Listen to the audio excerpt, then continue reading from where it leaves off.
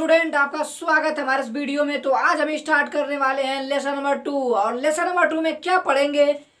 बहुपद। Lesson number 2 में क्या पढ़ने वाले? बहुपद, जिसे इंग्लिश में पोलिनोमियल बोलते हैं। तो हमने अपने channel Satish Chauhan study point पर चैप्टर नंबर 1 के 13 वीडियो कर रखे हैं। उसमें हमने केवल और केवल क्वेश्चन ही नहीं बताया, उसमें हमने पूरा कॉन्सेप्ट के साथ क्वेश्चन करवाया है। तो जिन बच्चों ने उस वीडियो को नहीं देखा है, प्लेलिस्ट में हमारे channel Satish Chauhan study point पे अरेंज है। 13 वीडियो का एक सीरीज है लंबा, आराम से देखिए और मुझे उम्मीद है कि आपको बहुत ही मजा आएगा उस वीडियो को देखने में। तो आज हम स्टार्ट करने वाले हैं क्लास 9 का लेसन नंबर 2, जिसे बोलते हैं बहुपद। यह चैप्टर जो है बहुपद केवल क्लास 9 के लिए ही नहीं, 10th 11th 12th इवन आप जब तक पढ़ोगे तब तक बहुपद वाला चैप्टर बहुत काम आने वाला है। और यहीं से आपका कॉन्सेप्ट बनने वाला है, यही बिल्डिंग ब्लॉक्स बोलते हैं, ठीक है ना इसको। यहाँ से आपके छोटे छोटे कॉन्सेप्ट को मिला के बड़े बड़े क्वेश्चन बनते हैं, ठीक है ना, बड़े बड़े लेवल के एग्जाम्स में, ठीक है। आपका 10th 11th 12th सभी में काम आने वाला है। तो ध्यान से देखिए, और एक अच्छी जर्नी रहने वाली है हमारे साथ बहुपद को लेकर। हम एक वीडियो पे वीडियो बनाते जाएंगे, इंट्रोडक्शन बनाएंगे, उसका परिचय सीखेंगे क्या है कैसे है, फिर उसके बाद क्वेश्चन कराएंगे। तो अगर आप अभी तक हमारे चैनल से आप जुड़े नहीं हैं तो जुड़ जाइए। हमारे चैनल का नाम है सतीश चौहान स्टडी पॉइंट, और वीडियो को पूरा देखा करिए, पूरा एक एक पॉइंट से जो मुंह से निकलता है ब्रह्मास्त्र निकलता है। तो एक एक पॉइंट को आप देखा करिए दोस्तों, तब आपको वीडियो का मजा आएगा, आपको एक एजुकेशन इम्पोर्टेंट मिलने वाली है, ठीक है। तो चलिए बाकी सब बातें वीडियो के अंतर्गत करते रहेंगे, लेकिन स्टार्ट करते हैं आज सेकेंड चैप्टर के इंट्रोडक्शन के बारे में। इसका परिचय लेंगे, क्या है कैसे है, ठीक है। तो उससे पहले हमारे व्हाइट बोर्ड पे एक इम्पॉर्टेंट लाइन लिखी गई है, उसको थोड़ा सा समझते हैं कि nothing is permanent, changes only permanent. मतलब क्या है कि नथिंग इज परमानेंट, कुछ भी परमानेंट नहीं है, सब कुछ बदलेगा दोस्तों, सब कुछ बदलेगा। बस एक चीज ही परमानेंट रहता है, वो भी है चेंज। वो क्या है? चेंज, यानी बदलाव ही संसार का नियम है। सब कुछ बदल जाएगा, बदलाव ही संसार का नियम है। तो आपको डिसाइड करना है कि आप बदलना चाहते हो अच्छे लेवल में कि बदलना चाहते हो बुरे लेवल में। आपको ऊंची ग्रोथ करना है कि आपको डाउन जाना है, ठीक है। तो अगर आप ग्रोथ करने में बदलाव रखोगे तो उसी टाइप से ग्रोथ करोगे, ठीक है। अगर आप कुछ नहीं करोगे तो आप फिर भी बदलोगे, लेकिन वो आपका बदलाव बुरे लेवल का होगा, अपने आप से नाखुश हो जाओगे, बदलाव आपका एकदम निगेटिव साइड में चल जाएगा। लेकिन आपको अगर पॉजिटिव साइड में बढ़ना है तो आपको पॉजिटिव काम करना होगा, पॉजिटिव लोगों के साथ रहना होगा, पढ़ाई करनी पड़ेगी, ठीक है। तो इसी बात के साथ मैं अपना वीडियो स्टार्ट करता हूँ, क्या बहुपद वाला। आपको ये लाइन याद रहे, nothing is permanent, changes only permanent. सब कुछ बदलेगा, आपको बदलाव में आपको आगे बढ़ना है, आपको पढ़ाई करते रहना है, आपको एक रोज बेहतर इंसान बनना है, ठीक है। तो चलिए स्टार्ट करते हैं। कक्षा 9 पार्ट 2 बहुपद पोलिनोमियल। बहुत ही इंपॉर्टेंट है, वेरी वेरी इंपॉर्टेंट चैप्टर है, ठीक है। तो क्या हम इसमें समझेंगे? सबसे पहले मैं इस चैप्टर का आपको बेसिक इंट्रोडक्शन दूंगा, ठीक है। क्या इंट्रोडक्शन होने वाला है, यानी बेसिकली हम बात करें किसकी? बहुपद की बात करने वाले हैं दोस्तों। वी हैव टू स्टडी बहुपद। किसकी बात करने वाले हैं? बहुपद की, जिसे पोलिनोमियल बोलते हैं। तो हम पढ़ेंगे बहुपद। क्या होता है बहुपद, किसे कहते हैं बहुपद, ठीक है। क्या होता है बहुपद, किसे कहते हैं बहुपद, कैसे पढ़ते हैं बहुपद, सब कुछ सीखने वाले हैं। तो बहुपद को सीखने से पहले हमें आना चाहिए बीजीय व्यंजक के बारे में। बहुपद को सीखने से पहले हमें क्या आना चाहिए? बीजीय व्यंजक आना चाहिए। हमें क्या आना चाहिए? बीजीय व्यंजक आना चाहिए। अगर तुम्हें आता है बहुपद, अगर तुम्हें आना पड़ेगा बहुपद को, अगर तुम्हें समझना है बहुपद, तो तुम्हें क्या समझना पड़ेगा? सबसे पहले बीजीय व्यंजक। अगर तुम्हें बीजीय व्यंजक समझना पड़ेगा, अगर तुम्हें बीजीय व्यंजक समझना है, अगर तो तुम्हें समझना पड़ेगा दो क्वांटिटी, एक होती है चर राशि और एक होती है अचर राशि। बात समझ में आ रही कि नहीं?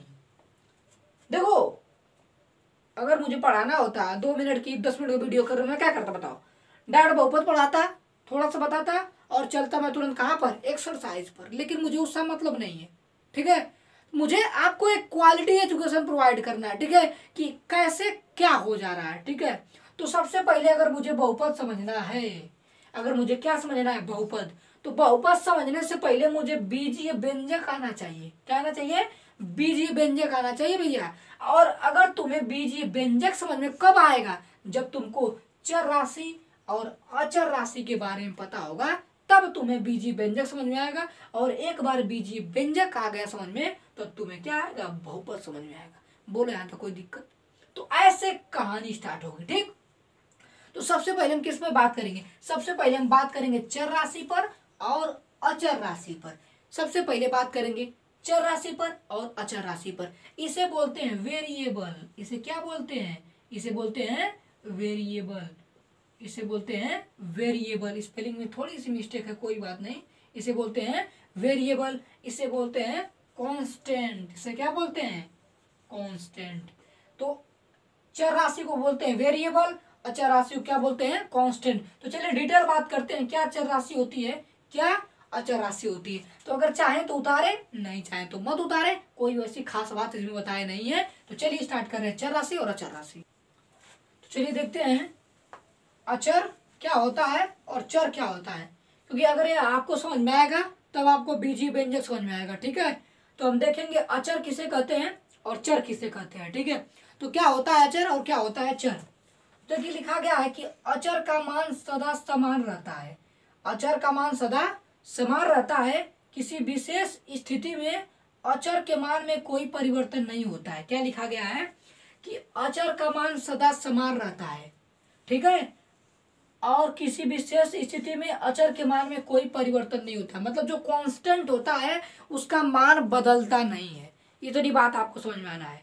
देखो धीरे धीरे और आगे तो बात करेंगे ही, बिल्कुल पूरे चैप्टर में हम अचर और चर के बारे में बात करेंगे। लेकिन अभी के लिए आप इतना समझिए कि अचर क्या होता है, अचर का मान बदलता नहीं है, ठीक है। किसी विशेष स्थिति में अचर के मान में कोई परिवर्तन नहीं होता। मतलब ये इट मीन्स कि यह बदलेगा नहीं अचर का मान, ठीक है। अभी और बात करेंगे, अभी इस पर आ जाइए। चर क्या होता है, देखो चर का मान बदलता रहता है। जो चर होते हैं ना उनका मान बदलता रहता है, और किसी विशेष स्थिति में चर के मान में परिवर्तन होता रहता है। मतलब इतना समझिए, चर जो होता है, चर जिसे वेरिएबल बोलते हैं, इसका मान बदलता रहता है। लेकिन जो अचर होता है इसका मान बदलता रहता नहीं है। मतलब अचर का मान नहीं बदलेगा, बट चर का मान क्या होता रहता है, बदलता रहता है। जैसे एक बात मैं अगर आपसे पूछूं, कहूं कि मान लीजिए कि आपको एक कोई मतलब कलम खरीदनी है। क्या खरीदनी है, आपको कलम खरीदनी है। क्या खरीदनी है, कलम खरीदनी है। तो एक कलम का जो दाम है, एक कलम का दाम है जो है वो 5 रुपया है। एक कलम का दाम कितना है, 5 रुपया। और मैं आपको 100 रुपये दे दूं, मैं आपको कितना रुपए दे दूं, 100 रुपये मैं आपको दे दिया। मैं कहा लो 100 रुपये, और एक कलम का दाम है 5 रुपया, जितनी मन उतनी कलम खरीद लो। तो जो एक कलम का दाम है 5 रुपया, एक कलम का दाम कितना है, 5 रुपया, यह है कांस्टेंट, यह है अचर। क्योंकि अब कलम का दाम नहीं बदलेगा, 5 रुपया तो है, 5 रुपये रहेगा, है कि नहीं। एक कलम का दाम अगर 5 रुपया है तो 5 रुपया रहेगा, बदलेगा नहीं। लेकिन अब मैंने कहा कि एक कलम का दाम 5 रुपये है, 100 रुपया लो, जाओ जितनी मन उतनी कलम खरीद लो। तो अब तुम जाओगे, अब 100 रुपया में तुम हो सकता है 5 कलम खरीदो तो 25 रुपया उसको दो, 7 खरीदो तो 35 दो। तो जितनी कलम खरीद सकते हो, कितनी खरीद सकते हो, तो या तो तुम 5 खरीद सकते हो, या तो 7 खरीद सकते हो, तुम 10 खरीद सकते हो, तुम 15 भी खरीद सकते हो। तो जो तुम कितनी कलम खरीद सकते हो तुम्हारे पे डिपेंड करता है, यह बदल रहा है कि नहीं बदल रहा है। तो कितनी कलम तुम खरीद रहे हो यह हमें नहीं पता। तो जितनी तुम कलम खरीद सकते हो, तो मैं मान लूंगा कि मैं कुछ कलम खरीद रहा हूँ, ठीक है। तो यह कलम कितना हम खरीद ले रहे हैं इसका मान बदल सकता है ना। मैं 5 भी कलम खरीद सकता हूँ, और मेरे पे डिपेंड कर रहा है मैं 7 भी कलम कर सकता हूँ। तो कितना मैं कलम खरीदूंगा यह क्या हो गया, चर हो गया, क्योंकि इसका मान क्या हो रहा है, बदल रहा है। लेकिन एक कलम का दाम कितना रुपया है, 5 रुपया है, यह अचर होगा, क्योंकि अब 5 रुपया बदलेगा नहीं। अब ऐसा थोड़ी होगा कि एक कलम का दाम तुम्हें 7 रुपया देगा, नहीं, एक कलम का दाम क रुपया आएगा, 5 रुपया है, लेकिन मैं कितनी कलम खरीदूंगा यह क्या है, बदल सकता है। तो यह अचर हो गया, यह क्या हो गया, अचर हो गया। तो ऐसे हम डिफ्रेंशिएट कर सकते हैं। अभी तो आगे पढ़ेंगे, सब सवाल करेंगे तो और चर और अचर के बारे में हम क्लियर करते चलेंगे, ठीक है। अभी आप इतना समझिए कि चर क्या होते हैं। चर वे होते हैं जिनका मान बदलता रहता है, ध्यान सुन लो। चर वे होते हैं जिनका मान बदलता रहता है, अचर वे होते हैं जिनका मान नहीं बदलता है। अब जनरली मैं बात करूंगा आपसे, तो जो अचर होते हैं, उन्हें हम रिप्रेजेंट किससे करते हैं, तो हम जनरली अचर को रिप्रेजेंट करते हैं ए से, बी से या सी से। मतलब इन्हीं से, या तो स्मॉल ए, स्मॉल बी, स्मॉल सी से हम रिप्रेजेंट करते हैं अचरों को। यानी अचर राशियों को हम ए कामा बी कामा सी से क्या करते हैं, प्रदर्शित करते हैं। जबकि चर राशियों को हम एक्स वाई जेड से प्रदर्शित करते हैं। कोई जरूरी नहीं है कि यही है, लेकिन एक डिफाइन करा गया है कि अगर आपको चर राशियां मिलेंगी, क्या मिलेंगी, चर राशियां, तो उन्हें आप एक्स वाई या जेड से रिप्रेजेंट करोगे। अगर आपको अचर राशियां देखी कहीं, तो वहां पर आप उसको ए कामा बी कामा सी, यानी ए से या बी से या सी से रिप्रेजेंट करोगे। चर राशियों को एक्स वाई जेड से रिप्रेजेंट करोगे, ठीक है। तो इतनी बात आपको क्लियर होनी चाहिए, ठीक है, कि अचर राशियां ए हैं और चर राशियां ए होती हैं, ठीक है। मतलब चर राशियों का मान बदल सकता है, उसे हम एक्स वाई या जेड से रिप्रेजेंट करते हैं। अचर राशियों का मान नहीं बदलता है, उसे हम ए या बी या सी से क्या करते हैं, रिप्रेजेंट करते हैं, ठीक है। तो मुझे उम्मीद है आपको अचर राशियां और चर राशियां समझ में आई होगी। अगर नहीं समझ में आई होंगी तो आगे हम अब इन्हीं के बारे में बात ही करेंगे, तो आपको अच्छे से समझ में आ जाएगा। तो इतना आप आराम से उतारिए, वीडियो को पॉज करके आगे बढ़ते हैं।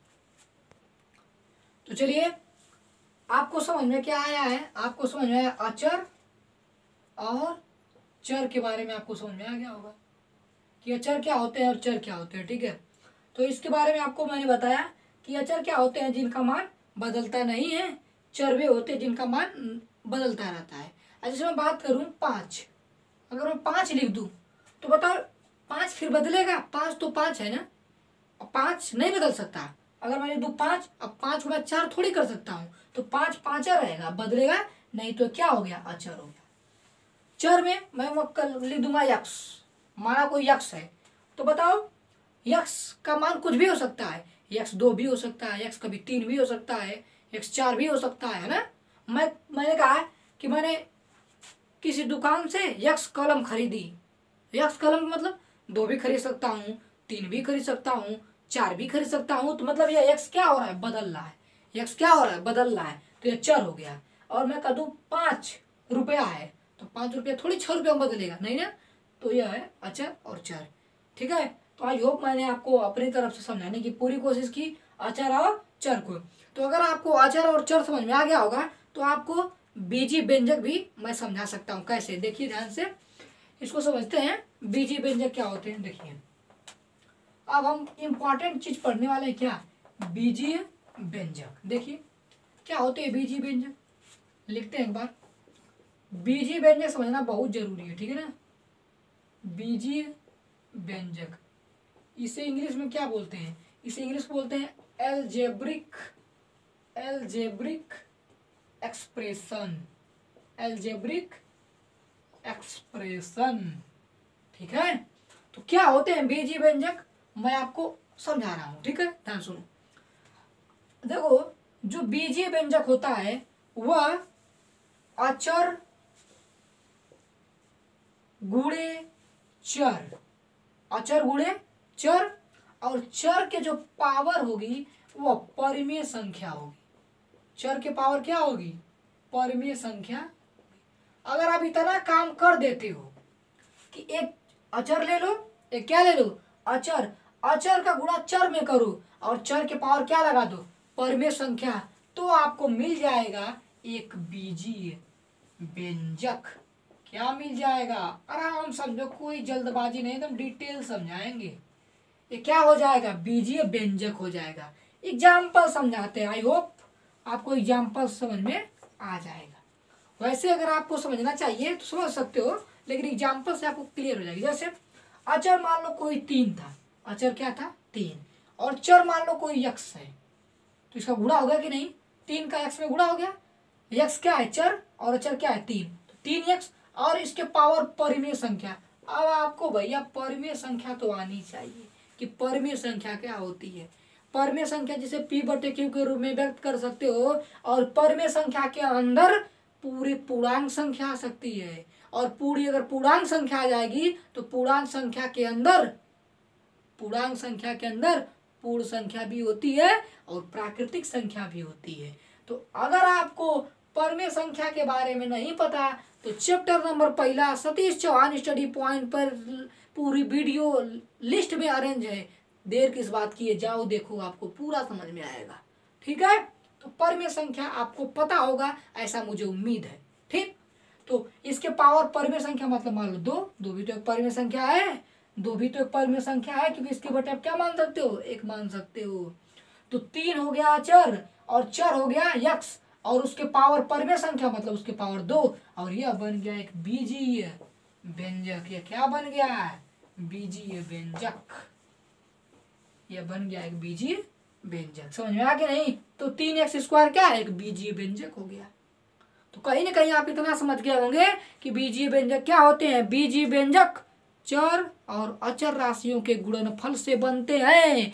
किससे बनते हैं, चर राशियों और अचर राशियों के गुणनफल से बनते हैं। लेकिन अचर राशि है, गुणे चर है, लेकिन चर के पावर एक परिमेय संख्या होगी, और परिमेय संख्या मैं बता चुका हूँ।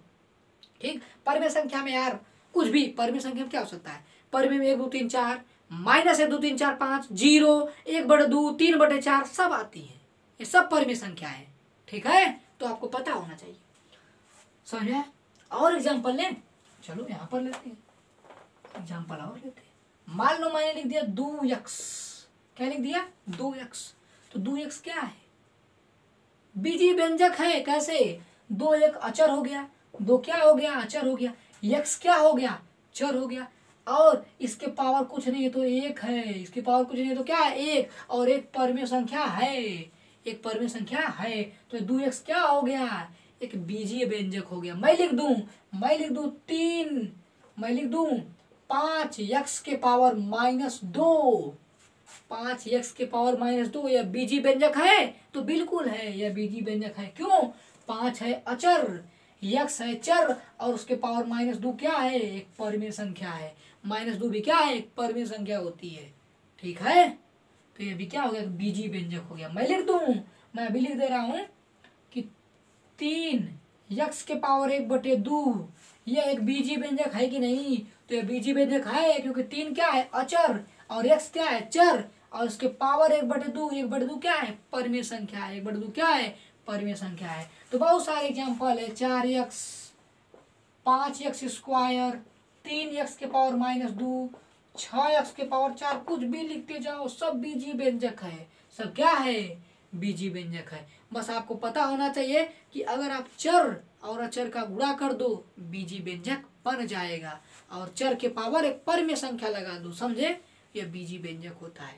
तो आई होप आपको बीजीय व्यंजक समझ में आया होगा। इसको मिटाएं और कुछ एग्जाम्पल लेते हैं बीजीय व्यंजक के। ठीक है, तो आराम से उतार लीजिए।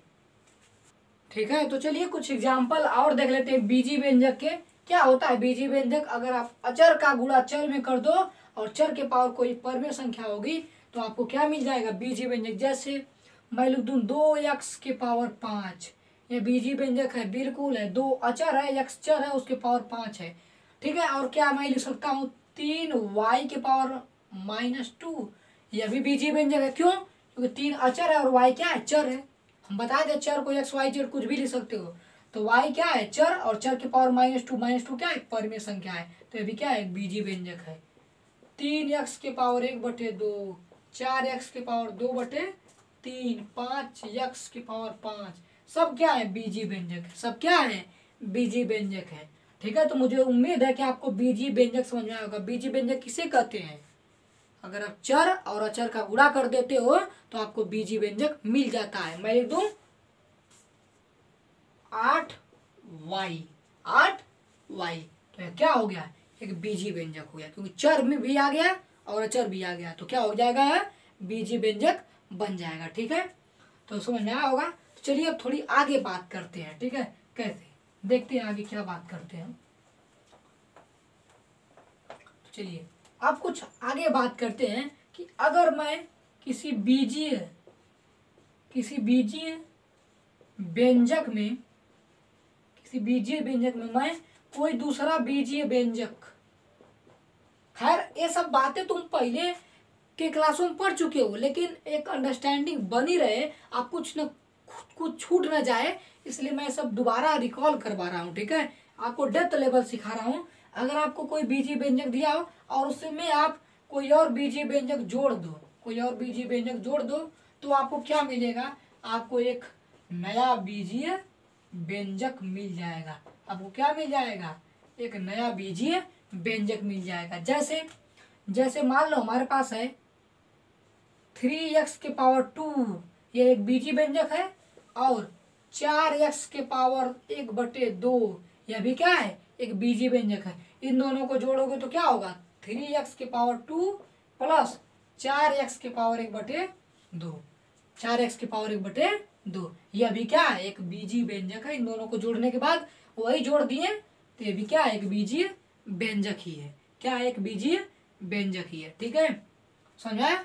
अगर आप दो बीजीय व्यंजकों को घटा देते हो, दो बीजीय व्यंजकों को, जैसे कि मान लो आपके पास है 4x⁴3 माइनस 3x⁴2, इनको घटाओगे, देखो ये भी बीजीय व्यंजक है और ये भी क्या है, एक बीजीय व्यंजक है। अगर इनको घटाओगे तो भी आपको क्या मिलेगा, एक बीजीय व्यंजक ही मिलेगा, एक बीजीय व्यंजक ही मिलेगा, एक बीजीय व्यंजक ही मिलेगा।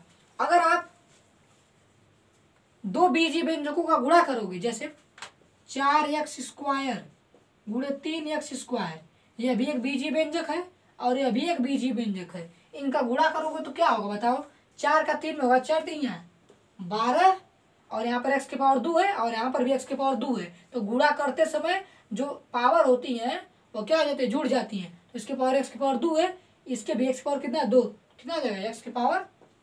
तो बताओ यार क्या बीजीय व्यंजक नहीं है, यह भी एक बीजीय व्यंजक ही है, यह भी क्या है, एक बीजीय व्यंजक ही है। तो मतलब कि आपको इतना समझ में आया होगा कि चाहे आप किसी एक बीजीय व्यंजक में कोई दूसरा बीजीय व्यंजक जोड़ो तो आपको एक बीजीय व्यंजक मिलेगा। अगर किसी एक बीजीय व्यंजक में से कोई दूसरा बीजीय व्यंजक हटाओ तो आपको एक बीजीय व्यंजक ही मिलेगा।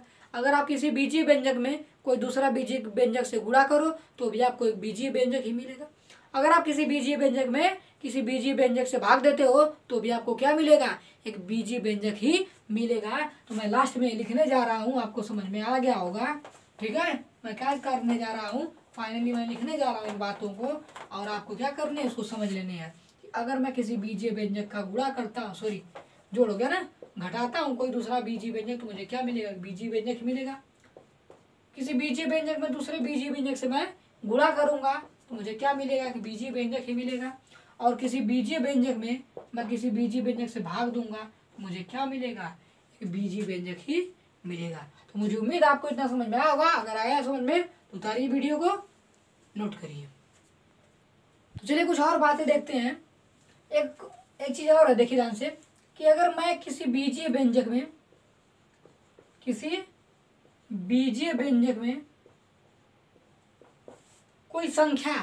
कोई संख्या या कोई अचर बोल दूं, क्या बोल दूं, अचर जोड़ दूं तो भी मुझे क्या मिलेगा, एक बीजीय।